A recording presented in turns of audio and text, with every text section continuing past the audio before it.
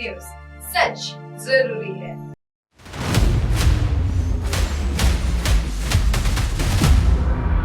छत्तीसगढ़ के गोट बात।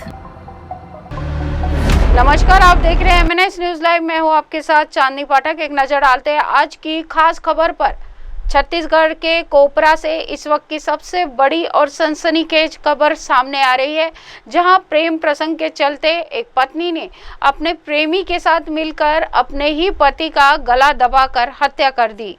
घटना नगर पंचायत कोपरा की है, जहां चुम्मन साहू नाम के युवक की लाश संदिग्ध हालत में उसके ही घर में पाई गई। पहले बताया गया कि मौत शराब के अधिक सेवन से हुई है, लेकिन परिजनों को पत्नी प्रतिमा साहू पर पहले से ही शक था। पत्नी का एक युवक दौलत पटेल नाम के व्यक्ति से प्रेम प्रसंग चल रहा था, जिसकी जानकारी पति चुम्मन को लग चुकी थी। एक हफ्ता पहले पति ने दोनों को आपत्तिजनक हालत में पकड़ लिया था, जिसके बाद घर में रोज विवाद हो रहा था। 26 जुलाई की रात पति को रास्ते से हटाने की साजिश को अंजाम देते हुए पत्नी और उसके प्रेमी ने मिलकर तकिए से दबाकर हत्या कर दी। परिजनों की शिकायत पर पांडुका पुलिस ने तत्काल कार्रवाई करते हुए दोनों आरोपियों को गिरफ्तार कर लिया है। दोनों ने पुलिस पूछताछ में गुनाह कबूल कर लिया है, जिसके बाद कोर्ट में पेश कर जेल भेज दिया गया। पति की हत्या में पत्नी और प्रेमी दोनों ही गिरफ्तार हो चुके हैं। अगली खबर, दुर्ग जनपद पंचायत के कुल 24 जनपद सदस्यों में से 11 जनपद सदस्यों ने 15वें वित्त की राशि का भेदभावपूर्ण आवंटन कर देने का आरोप स्थानीय विधायक के मौजूदगी में एवं जिम्मेदार अधिकारी पर करते हुए जनपद पंचायत के सामने बरामदे पर एक दीनी विरोध धरना प्रदर्शन का कर जिलाधिकारी को ज्ञापन सौंपा और कहा कि मांग पूरी नहीं हुई तो उग्र आंदोलन करेंगे और ऊपर तक बात उठाएंगे। वहीं मुख्य कार्यपालन अधिकारी ने कहा, राशि का आवंटन बहुमत के आधार पर हुआ है, किसी प्रकार से भेदभाव नहीं किया गया है। प्रक्रिया आप देख रहे हैं जिसमें आपकी बातें नहीं सुनी जा रही, किस तरह देखते हैं सभी बातें? मैं ये कहना चाहूंगी कि जो हमारे 15वें वित्त की जो राशि है उसमें सभी सदस्यों को ना देकर हम 11 सदस्यों को इससे वंचित किया जा रहा है। इसके लिए हम लोग धरना प्रदर्शन कर रहे हैं। आगामी समय में आपकी बातें नहीं मानी जाती तो क्या रणनीति रहेगी? आगामी समय में अगर हम लोग की बात नहीं मानते हैं तो हम इससे बड़ा धरना प्रदर्शन करेंगे। परिचय आपका? मैं दामिनी मुकेश साहू, जनपद सदस्य। 15वें वित्त के लिए है। पहले 23 और 24 में 75 लाख रुपए आए थे। वो पैसे को भी ये 13 सदस्यों में बांट लिया गया है और अभी 1,59,00,000 रुपए आया है। वो उनको भी उन्होंने कहा कि हम विधायक के कहने पर हम 13 सदस्यों को बांटेंगे, क्योंकि विधायक भी मीटिंग में आते हैं। हमने विधायक से बात कही, ललित चंद्राकर जी को हमने कहा कि किस आधार पे ऐसे करते हैं ये लोग। तो उन्होंने कहा कि बहुमत के आधार पर सब कुछ हो सकता है। अब बताइए, अगर बहुमत के आधार पर सब कुछ हो सकता है तो दूसरे ग्रामवासी क्या करेंगे? विकास नहीं होगा तो हम किस आधार पे गांव में जाएंगे? हम भी तो बीजेपी के हैं, लेकिन हमको ललित चंद्राकर ने निष्कासित करवा दिया क्योंकि हम निर्दलित ना लड़े। निर्दलित क्यों लड़े इसको जानने की कोशिश नहीं किए। हमारे साहू और कुर्मी को उन्होंने अभद्र व्यवहार किया, इसलिए हमने निर्दलीय चुनाव लड़ा था।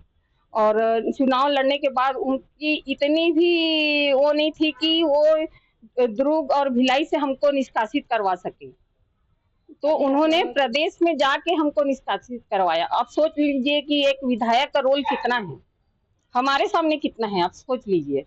तो अभी आप क्या चाह रहे हैं, क्या मांग है? हमारी ये मांग है कि सब कोई को बराबर बांटना चाहिए जनता को। मैं पूर्व अध्यक्ष संतोषी कृष्णा देशमुख, अभी जनपद सदस्य संतोषी कृष्णा देशमुख।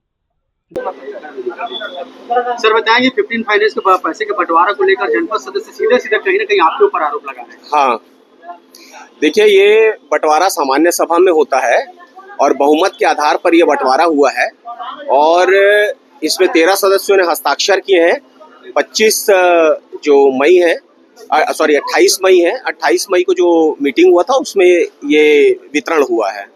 जनपद में जो है, क्या ये नियमता ये कानूनन माना जाए कि जो है जो राशि आवंटन होता है वो जो है बहुमत के आधार पर सदस्य जी हाँ, ये बहुमत के आधार पर होता है, सदस्यवार आवंटन नहीं होता है इसमें। अधिनियम में क्या इस प्रकार की बातें लिखी उल्लेख है इसका? हाँ, अधिनियम में उल्लेख है, बहुमत के आधार पर होता है और यह ग्राम सभा से लेकर और लोकसभा तक कोई भी विधेयक पारित होता है बहुमत के आधार पर ही होता है, ये आप सब जानते हैं। तुम लोग का बाकी लोग का जो नहीं मिल पाया तुम लोग क्या करेंगे? अपने क्षेत्र के विकास की मांग रही हो। हाँ, तो बहुमत के आधार पर वितरण होता है, इनके क्षेत्र का विकास हो रहा है नहीं हो रहा है ये बताएंगे। मैं तो इस प्रश्न का जवाब दे नहीं पाऊंगा ना। लेकिन वही कहीं ना कहीं मांग है कि अगर ऐसा कोई अधिनियम नहीं, मांग ये कर सकते हैं, मांग इनका अधिकार है, लेकिन बहुमत के आधार पर ही 15वां वित्त आयोग का वितरण हुआ है कि अगर जो आवंटन को लेकर अधिनियम में अगर इस प्रकार की कोई बात, अधिनियम में कोई इस प्रकार की बातें नहीं है, और अधिनियम में अगर कोई बात है तो ये आप उन्हीं से पूछ सकते हैं जिन्होंने ये बयान दिया। मनमानी और दलाली का आरोप। मनमानी कौन मनमानी कर रहा है? आरोप लगा रहे हैं। कौन आरोप लगा रहा है? बैठे हैं प्रदर्शन में। तो ये अगर मनमानी का आरोप लगा रहे हैं तो इनके ऊपर मैं कानूनन, अगर मेरे ऊपर आरोप लगा रहे हैं तो मैं इसमें कानूनन मानहानि का दावा करूंगा इसमें। मैं रुपेश कुमार पांडे, मुख्य कार्यपालन अधिकारी, जनपद पंचायत दुर्ग। धरना प्रदर्शन 15 वित्त की राशि में आवंटन में जो भेदभाव हुआ है उसको लेकर हम धरना प्रदर्शन कर रहे हैं, क्योंकि पिछले जब से हम जनपद पंचायत में बैठे हैं उसके बाद जब भी सामान्य सभा का बैठक हुआ है हर बार नया पैतरा विपक्षी टीम द्वारा किया जा रहा है। और यहाँ पे बीजेपी के समर्थित जनपद सदस्यों द्वारा 13 जनपद सदस्यों के द्वारा बहुमत के आधार पे 15 वित्त की राशि को बांट लिया गया, और जिस बहुमत के आधार पर बांटने का प्रयास किया गया जिसका पूर्ण समर्थन सीओ ने करते हुए उसका परिपालन किया। 15 वित्त की राशि पूर्व कार्यकाल का 72 लाख रुपए बचा हुआ था जिसको बांटा गया। उसके बाद 1,59,000 रुपए से 25-26 का राशि आया, 1,59 लाख रुपए वो राशि आया। उसको भी 13 जनपद सदस्यों में बांट दिया गया, जो कि एक सीमित क्षेत्र के लिए ज्यादातर कार्य वहाँ पे अहिवारा विधानसभा क्षेत्र में चला गया, जबकि दुर्ग ग्रामीण के हम 11 जनपद सदस्य आते हैं जिसमें 38 गाँव का प्रतिनिधित्व करते हैं हम लोग, और उस 38 गाँव को इस विकास कार्यों से वंचित कर दिया गया।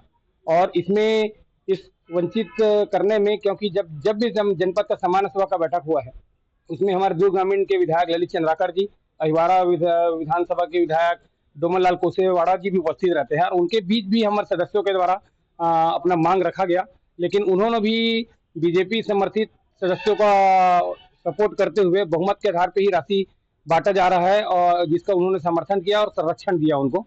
और उस आधार पर पूरे हमारे दुर्ग ग्रामीण का 60% गांव का विकास कार्य रुक गया, जो कि अहिवारा विधानसभा क्षेत्र में चले गया, जिसका हम विरोध कर रहे हैं। मानते हो कि विकास कार्य जो रुके हैं भाजपा और कांग्रेस की वजह से?